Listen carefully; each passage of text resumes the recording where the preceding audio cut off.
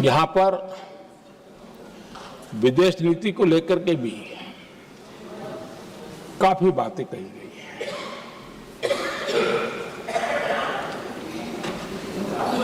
दुनिया के समर्थन को लेकर के भी काफी बातें कही गई हैं। मैं आज सदन में कुछ बातें पूरी स्पष्टता से कह रहा हूं। दुनिया में किसी भी देश ने भारत को अपनी सुरक्षा में कार्रवाई करने से रोका नहीं है।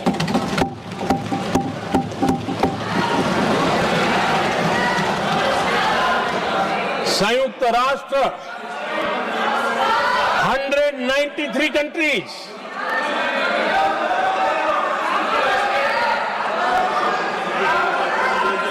सिर्फ 3 देश 193 कंट्री में सिर्फ 3 देश ऑपरेशन सिंदूर के दौरान पाकिस्तान के समर्थन में बयान दिया था। Only 3 countries.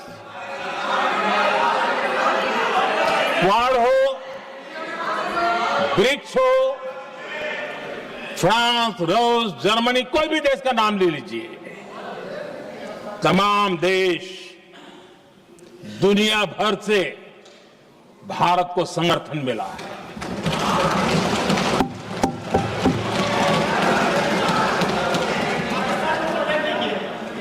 आदरणीय अध्यक्ष जी, दुनिया का समर्थन तो मिला, दुनिया के देशों का समर्थन मिला, माननीय है, लेकिन ये दुर्भाग्य है कि मेरे देश के वीरों के पराक्रम को कांग्रेस का समर्थन नहीं।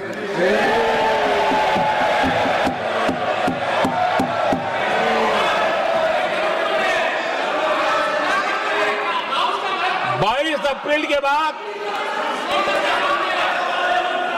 22 अप्रैल के आतंकी हमले के बाद 3-4 दिन में ही ये उछल रहे थे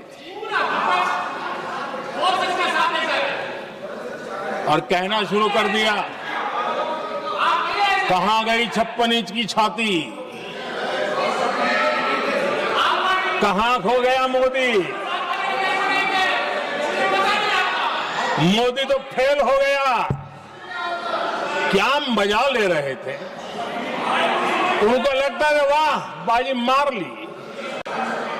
उनको पहलगाम के निर्दोष लोगों की हत्या में भी वो अपनी राजनीति तराशते थे।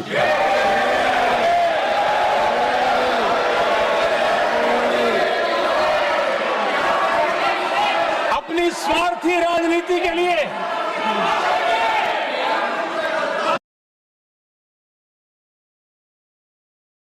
मुझ पर निशाना साध रहे थे, लेकिन उनकी ये बयानबाजी, इनका छिछोरापन देश के सुरक्षा बलों का मनोबल गिरा रहा था। माननीय प्रतिपक्ष के नेता, 1 मिनट, प्रतिपक्ष के नेता आपकी बात अपने ध्यान से सुनिए। आप बेटे कांग्रेस के और नेताओं को से ये उचित नहीं है आपके लिए। न भारत के सामर्थ्य पर भरोसा है और न ही भारत की सेनाओं पर। इसलिए वो लगातार ऑपरेशन सिंदूर पर सवाल उठा रहे हैं। ऐसा करके आप लोग मीडिया में हेडलाइंस तो ले सकते हैं, लेकिन देशवासियों के दिलों में जगह नहीं बना सकते।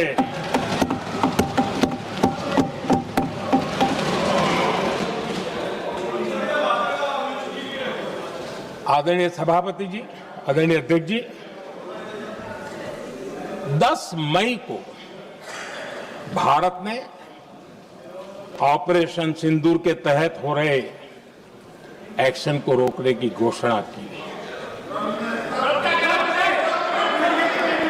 इसको लेकर यहां भांति भांति की बातें कही गई। ये वही प्रोपेगेंडा है जो सीमा पार से फैलाया गया है। कुछ लोग सेना द्वारा दिए गए तथ्यों की जगह पाकिस्तान के झूठ प्रचार को आगे बढ़ाने में जुटे हुए हैं।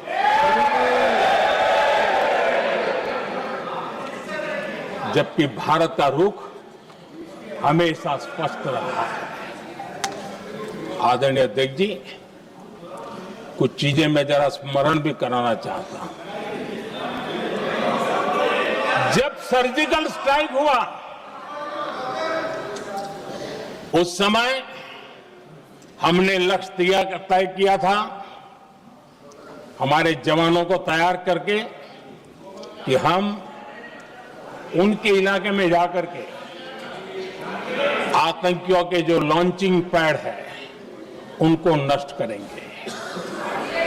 और सर्जिकल स्ट्राइक, एक रात के उस ऑपरेशन में हमारे लोग सूर्योदय होते होते काम पूरा करके वापस आए। लक्ष्य निर्धारित था कि ये करना है। जब बालाकोट एयर स्ट्राइक किया तो हमारा लक्ष्य तय था कि आतंकियों के जो ट्रेनिंग सेंटर्स है इस बार हम उसको तबाह करेंगे, और हमने वो भी करके दिखाया। ऑपरेशन सिंदूर के समय हमारा लक्ष्य तय था, और हमारा लक्ष्य था कि आतंक के जो एपी सेंटर है और पहलगाम के आतंकियों को जहां से पुरजोश योजना बनी, ट्रेनिंग मिली, व्यवस्था मिली, उस पर हमला करेंगे। हमने उनके नाभि पर हमला कर दिया।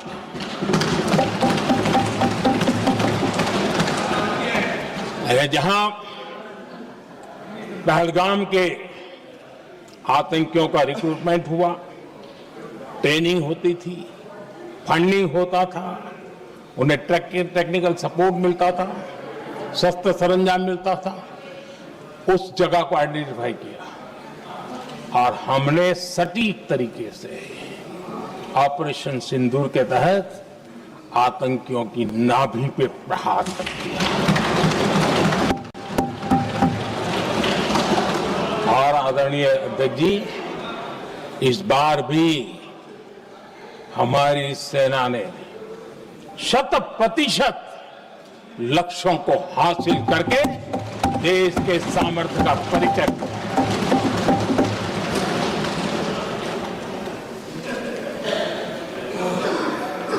कुछ लोग जानबूझ करके कुछ चीजें भूलने में इंटरेस्टेड होते हैं।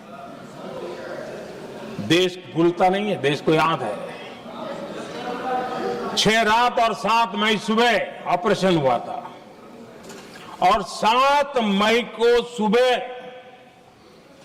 भारत ने प्रेस कॉन्फ्रेंस हमारी सेना ने की, और उस प्रेस कॉन्फ्रेंस में भारत ने स्पष्ट कर दिया था, और पहले दिन से क्लियर था कि हमारा लक्ष्य है आतंकियों के आका, आतंकियों की जो व्यवस्थाएं जहां से होती है वो, और उनके अड्डे, उनको हम ध्वस्त करना चाहते थे। और हमने प्रेस कॉन्फ्रेंस में कह दिया था, हमने हमारा काम कर दिया है, हमने जो तय किया था पूरा कर दिया है। और इसलिए 6-7 मई को ऑपरेशन हमारा संतोषजनक होने के तुरंत बाद कल जो राजनाथ जी ने कहा था, मैं डंके की चोट पर दोबारा दोहराता हूं, भारत की सेना ने पाकिस्तान की सेना को चंद मिनटों में बता दिया कि हमारा ये लक्ष्य था, हमने लक्ष्य पूरा कर दिया है, ताकि उनको पता चले और हमें भी पता चले कि उनके दिल दिमाग में क्या चलता है।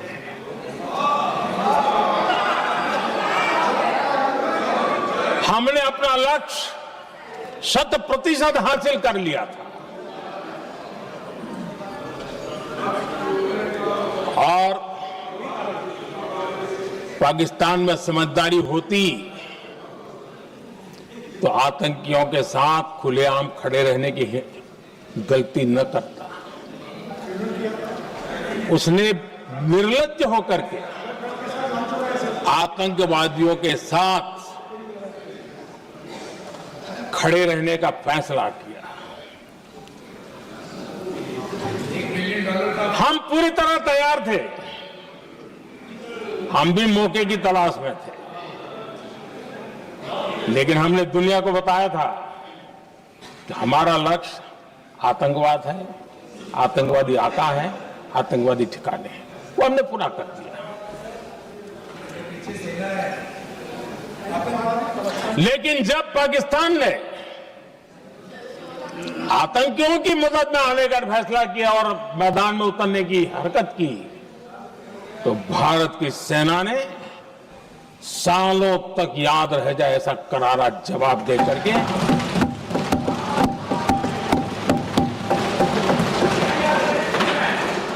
9 मई की मध्य रात्रि और 10 मई की एक प्रकार से सुबह हमारी मिसाइलें उन्होंने पाकिस्तान के हर कोने में प्रचंड प्रहार किया, जिसकी पाकिस्तान ने कभी कल्पना नहीं की थी, और पाकिस्तान को घुटनों पर आने के लिए मजबूर कर दिया।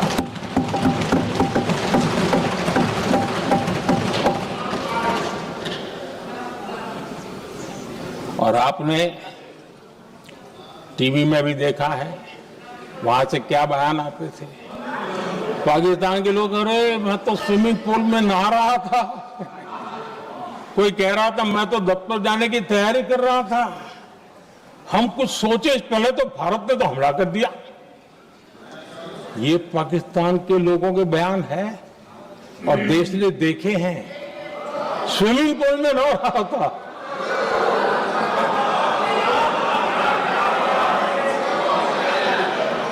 और जब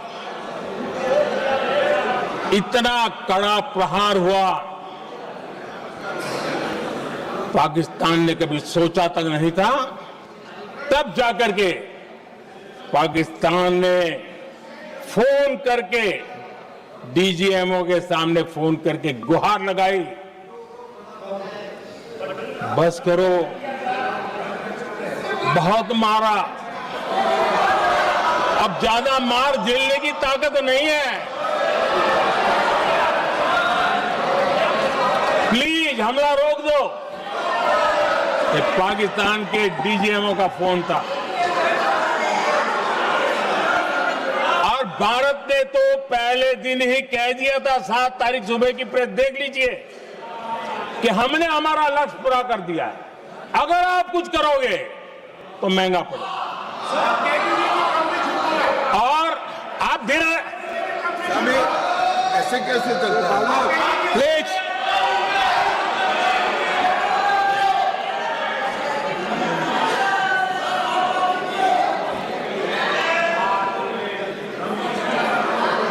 मैं आज दोबारा कह रहा हूं, ये भारत की स्पष्ट नीति थी, सुविचारित नीति थी, सेना के साथ मिलकर के तय की हुई नीति थी, और वे ये थी कि हम आतंक, उनके आका, उनके ठिकाने, ये हमारा लक्ष्य है।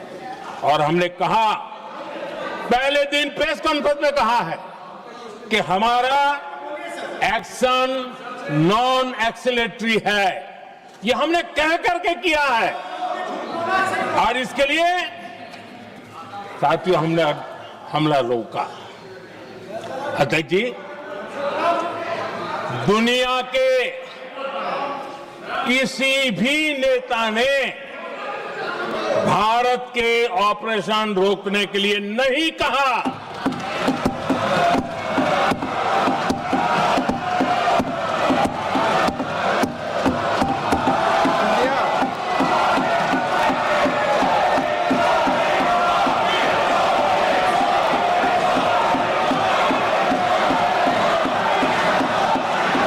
उसी दौरान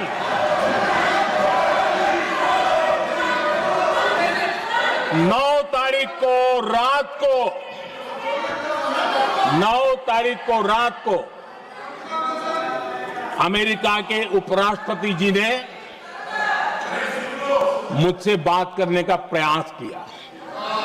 वो घंटे भर कोशिश कर रहे थे, लेकिन मेरी सेना के साथ मीटिंग चल रही थी, तो मैंने उनका फोन उठा नहीं पाया। बाद में मैंने उनको कॉल बैक किया। मैंने कहा कि आपका फोन था, 3-4 बार आपका फोन आ गया, क्या है? तो अमेरिका के उपराष्ट्रपति जी ने मुझे फोन पे बताया कि पाकिस्तान बहुत बड़ा हमला करने वाला है। ये उन्होंने मुझे बताया। मेरा जो जवाब था, जिनको समझ नहीं आता है उनको तो नहीं आएगा।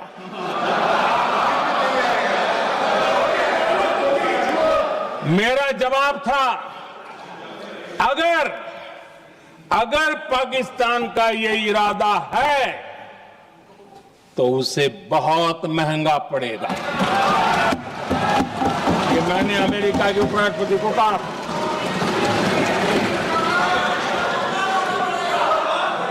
अगर पाकिस्तान हमला करेगा तो हम बड़ा हमला कर करके जवाब देंगे। ये मेरा जवाब था। और आगे मेरा एक वाक्य था, मैंने कहा था, हम गोली का जवाब गोले से देंगे। ये 9 तारीख रात की बात है, और 9 रात में और 10 सुबह हमने पाकिस्तान को सैन्य शक्ति को तहस नहस कर दिया था। और यही हमारा जवाब था, यही हमारा जज्बा था। और आज पाकिस्तान भी भली भांति जान गया है कि भारत का हर जवाब पहले से ज्यादा तगड़ा होता है।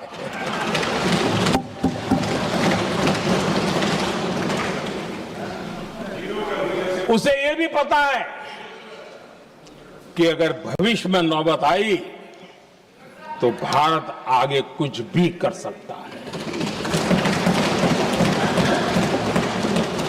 और इसलिए मैं फिर से लोकतंत्र के इस मंदिर में दोहराना चाहता हूं, ऑपरेशन सिंदूर जारी है।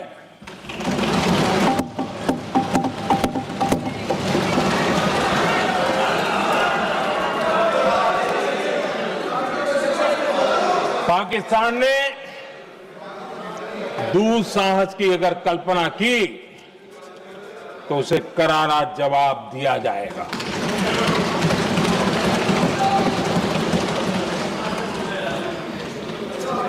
आदरणीय अध्यक्ष जी,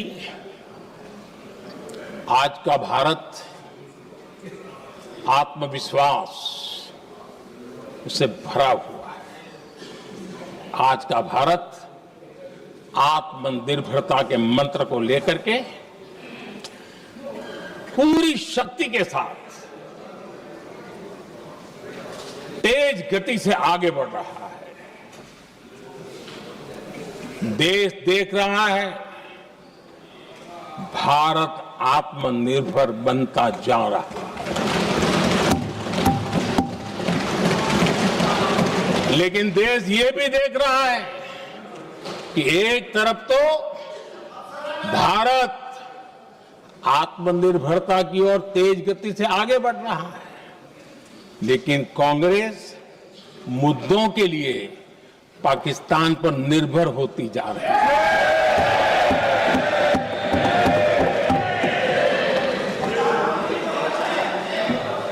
मैं आज पूरा दिन देख रहा था, जो 16 घंटे से जो चर्चा चल रही है, दुर्भाग्य से। प्लीज बैठिए, सब जवाब दे दिया आपका, आप सुनते नहीं, सबका जवाब दे दिया, प्लीज। दुर्भाग्य से सुनिए जवाब। कांग्रेस को पाकिस्तान के मुद्दे इंपोर्ट करने पड़ रहे हैं।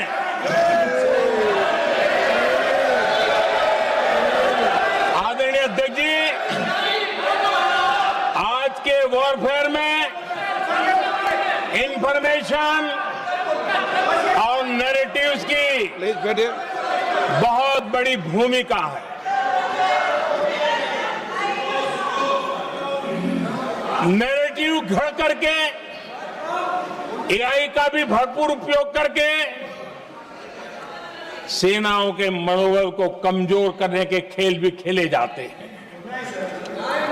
जनता के अंदर अविश्वास पैदा करने के भी भरपूर प्रयास होते हैं। दुर्भाग्य से कांग्रेस और उसके सहयोगी पाकिस्तान के ऐसे ही प्रपंच के प्रवक्ता बन चुके हैं।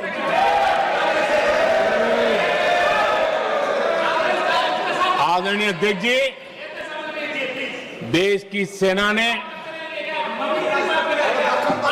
आदरणीय अध्यक्ष जी, ये तरीका है देश की सेना ने, बैठिए बैठिए, देश की सेना ने सर्जिकल स्ट्राइक की।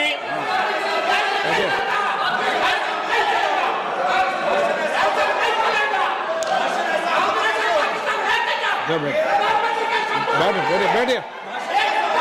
आदरणीय अध्यक्ष जी, देश की सेना ने सफलतापूर्वक सर्जिकल स्ट्राइक की तो तुरंत कांग्रेस वालों ने सेना से सबूत मांगे थे,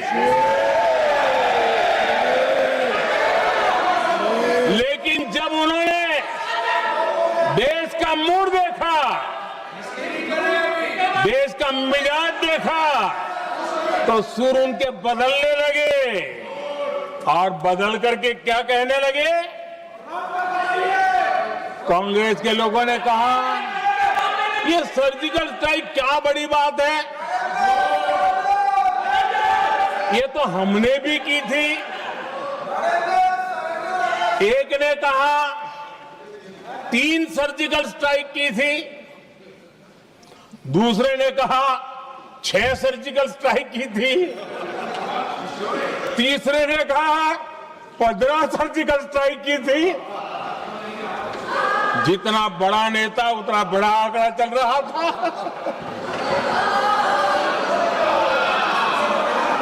आदरणीय अध्यक्ष जी, इसके बाद बालाकोट में सेना ने एयर स्ट्राइक की। अब एयर स्ट्राइक तो ऐसी थी कि वो कुछ कह नहीं सकते थे, इसलिए ये तो नहीं कहा कि भाई हमने भी की थी। उसमें तो उन्होंने समझदारी दिखाई, लेकिन फोटो मांगने लगे। एयर स्ट्राइक हुई तो फोटो दिखाओ, क्या कहां गिरा, क्या तोड़ा, कितने मरे, भाई यही पूछते रहे। पाकिस्तान भी यही पूछता था, ये भी यही पूछते थे। इतना ही नहीं, आदरणीय अध्यक्ष जी, जब पायलट अभिनंदन पकड़े गए तो पाकिस्तान में तो खुशी का माहौल होना स्वाभाविक था कि उनके हाथ में भारतीय सेना का एक पायलट उनके हाथ लगा था। लेकिन यहां पर भी कुछ लोग थे जो कानों कानों में कह रहे थे, अब मोदी फंसा, अब अभिनंदन आए मोदी ला करके दिखा दे। अब देखते हैं मोदी क्या करता है। आज डंके की चोट पर अभिनंदन वापिस आए।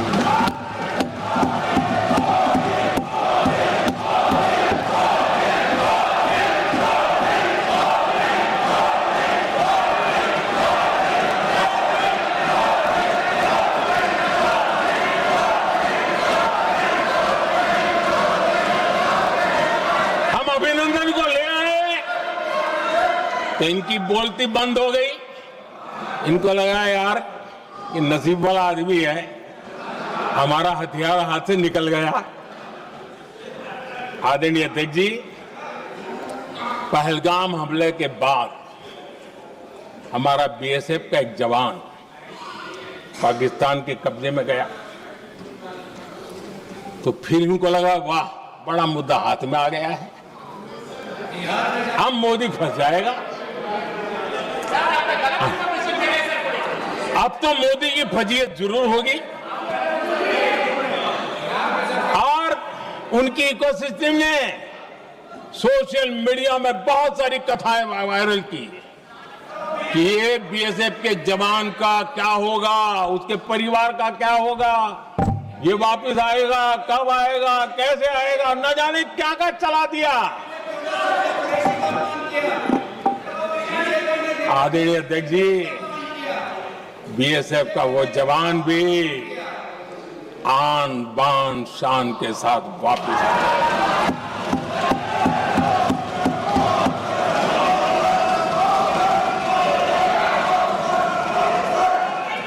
आतंकवादी रो रहे हैं,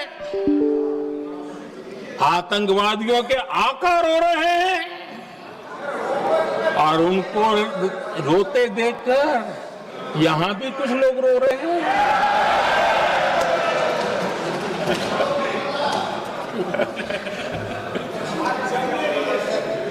अब देखिए, सर्जिकल स्ट्राइक में सर्जिकल स्ट्राइक चल रही थी, उसके बाद उन्होंने एक खेल खेलने की कोशिश की, बात जमी नहीं। एयर स्ट्राइक हुई तो दूसरा खेल खेलने की कोशिश की, वो भी जमी नहीं। जब ये ऑपरेशन सिंदूर हुआ तो उन्होंने नया पैंतरा शुरू किया। और क्या शुरू किया? रोक क्यों दिया? पहले तो मानने को तैयार नहीं थे कि मुक्त करते, अब कहते रोक क्यों दिया। वाह रे बयान बहादुरों,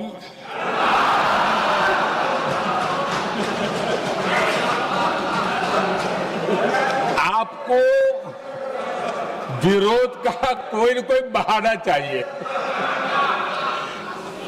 और इसलिए सिर्फ मैं नहीं, पूरा देश आप पर हंस रहा है।